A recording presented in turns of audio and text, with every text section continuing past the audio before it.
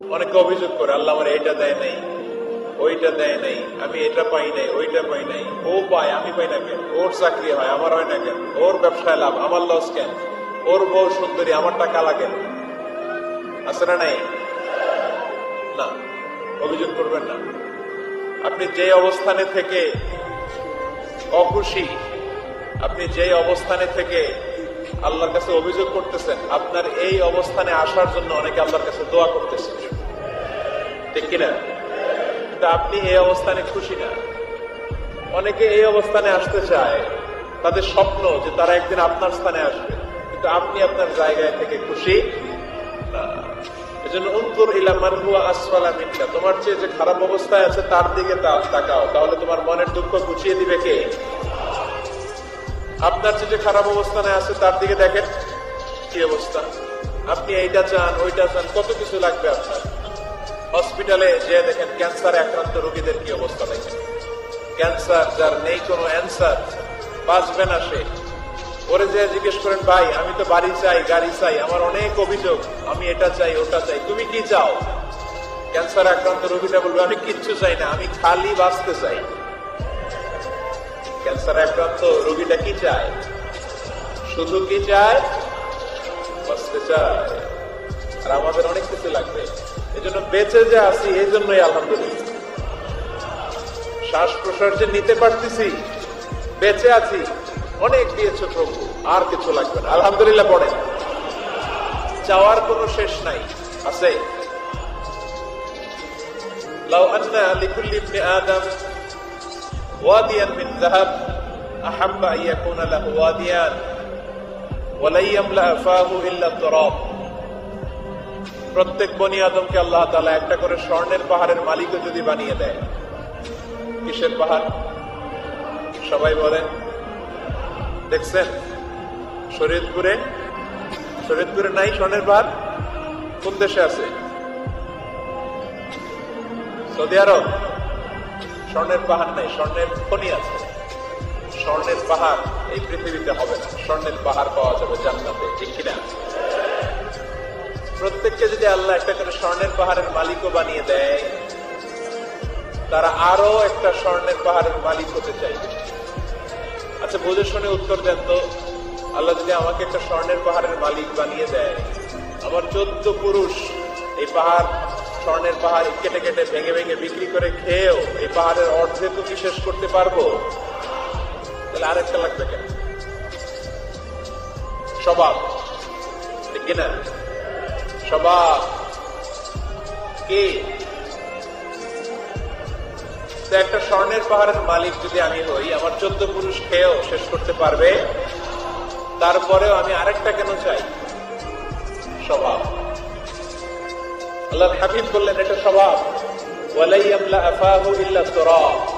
কবরের মাটি ছাড়া কোনো কিছুই তার এই জিহ্বাটারে থামাতে পারবে। যার আছে যত বেশি, তার আরো চাই তত বেশি। মানুষের আছে যত বেশি, তার চাই তত বেশি।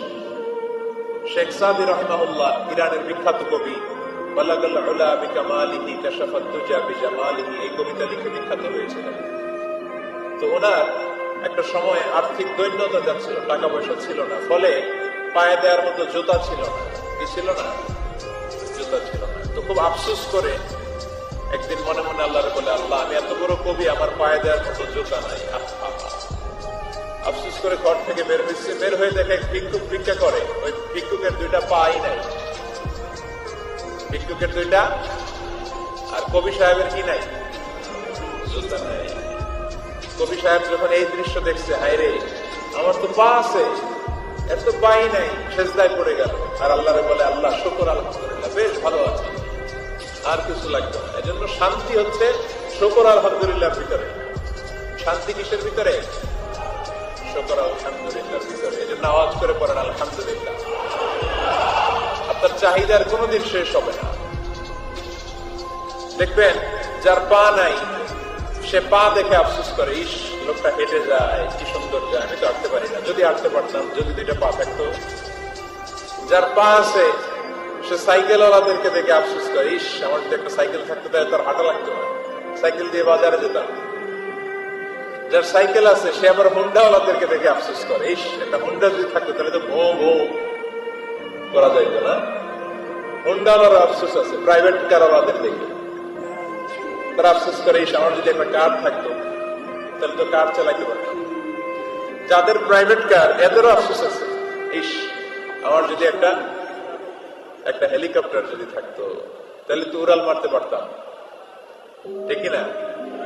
হেলিকপ্টার ওয়ালাদেরও আফসোস আছে, আমার যদি একটা জেট প্লেন থাকতো, jet plane, private jet plane, ও প্রিন্স ওয়ালিদ বিন তালালের মতো 70% মেড অফ গোল্ড, তার একটা জেট প্লেন আছে, এটার 70% স্বর্ণ দিয়ে বানানো। তার মানে চাওয়ার কোন শেষ আছে নাই। সুখ শান্তি যদি চান অলওয়েজ করবেন আলহামদুলিল্লাহ। কি করবেন?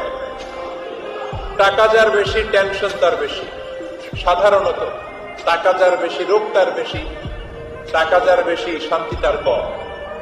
আপনি খোঁজ নিয়ে দেখেন, 1000 কোটি টাকার মালিক, ঘরে শান্তি নাই, স্ত্রীর সাথে মনোমালিন্য, স্ত্রী যায় একদিকে উনি যায় আরেকদিকে, পোলায় কই যায় পোলায় নিজেও জানে না, মেয়ের অবস্থা খারাপ, আরেক ছেলের সাথে হাঁটে। তো এই হচ্ছে এদের লাইফস্টাইল। সবাই না, আল্লাহওয়ালা যারা তারা ভিন্ন। রাতে এদের ঘুম হয় না, অনেকগুলো ঘুমের ট্যাবলেট খেয়ে ঘুমাতে হয়, ঘুম আসে না, ঘুম আসে না। কিন্তু রিক্সাওয়ালা, কুলিওয়ালা, দিনমজুর, এদের রোগ বালাই আছে? কথা বলেন। খাওয়ার সমস্যা আছে, ঘুমের সমস্যা আছে, শুইলেই ঘুম আসে, যেখানে রাইত ওইখানেই গাই। ঘুমাইতে দেরি, নাক ডাকতে দেরি হয় না, ওর নাকের ডাকের আওয়াজে ট্রাকের ইঞ্জিন ওঠে। শান্তির ঘুম। এই জন্য সবসময় শান্তি খুঁজতে হবে।